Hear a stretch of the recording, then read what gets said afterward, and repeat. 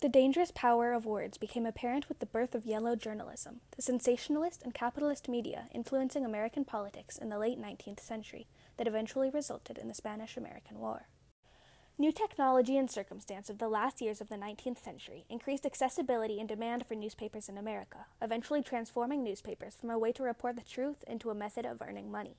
Eventually, the new media culture led to mass compromise in journalistic integrity through sensationalism and speculation in the most popular newspapers in New York City. Headed by Joseph Pulitzer and William Randolph Hearst, the New York World and the New York Journal used a type of profitable writing called yellow journalism to push the public's support for intervention in Cuba's rising independence movement. In 1998, this compromise resulted in the conflict of the Spanish-American War and a destructive demonstration of exploited media's unmatched influence over world events. In the mid-1800s, circumstance and advancement allowed the American media industry to explode with demand. One major factor in increasing accessibility was technological advancement. The invention of the railroad and the telegraph accelerated exchange of information, and the advances in printing technology such as the Ford-Rainier paper-making machine and steam printing presses allowed for faster and more efficient printing of newspapers. Additionally, the surge of immigration to the United States grew the American West and urban populations, increasing demand and production of newspapers. Some believe that increased political participation of the working and middle-class populations, more accessible education, and more leisure time for the middle class also played a role. Finally, the Civil War in the 1860s had caused an unprecedented call for fast, precise reporting and transformed the media's role into a crucial part of the daily American life. In 1850, there were just over 2,500 news publications across America. By 1880, that number had increased by nearly 10,000, and by the 1890s, some papers printed 1 million copies per issue. As the growing industry became more commercial, the purpose of a newspaper quickly changed from reporting relevant truths to earning profits. Joseph Pulitzer, a Hungarian immigrant to St. Louis, Missouri, was the first man to take full advantage of the opportunity the media industry presented.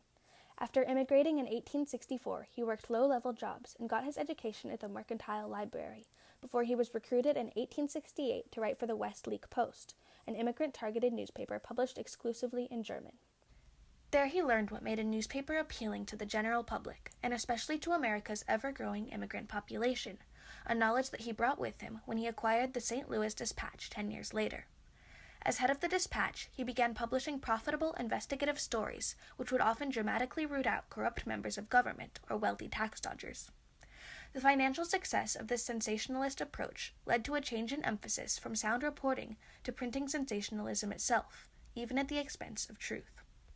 5 years later, in 1883, Pulitzer bought the New York World, which, under his increasingly compromised journalistic principles, rose to be the most circulated publication in New York after only 2 years. In 1896, William Randolph Hearst, a wealthy newspaperman from San Francisco, founded the New York Evening Journal.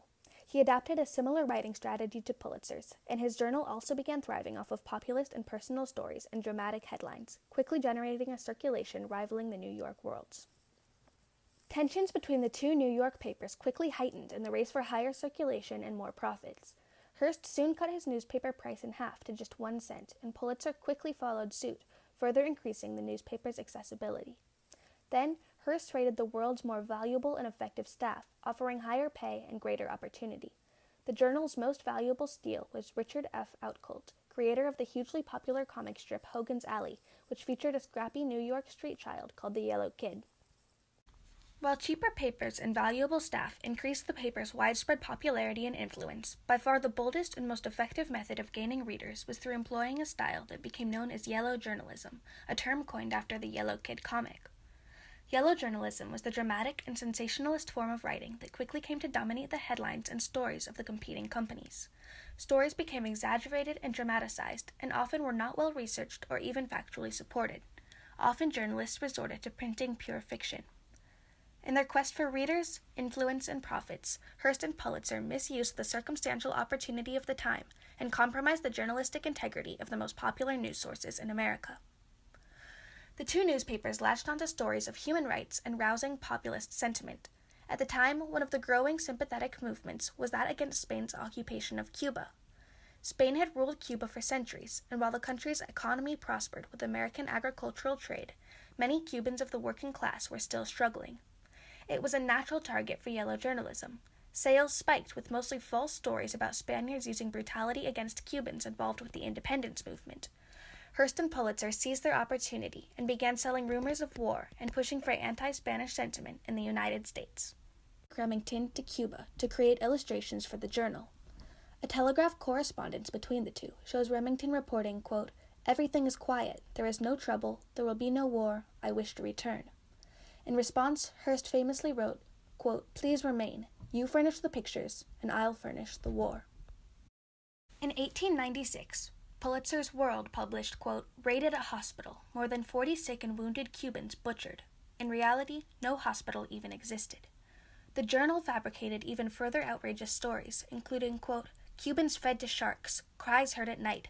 They are taken outside the harbor, and the silent ferryman comes back alone."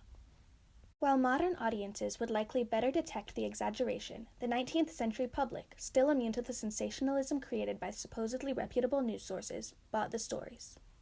On February 15, 1998, American battleship the Maine, sent to Havana as peaceful protection against uprising for Americans in Cuba, suddenly exploded and sunk in Havana harbor.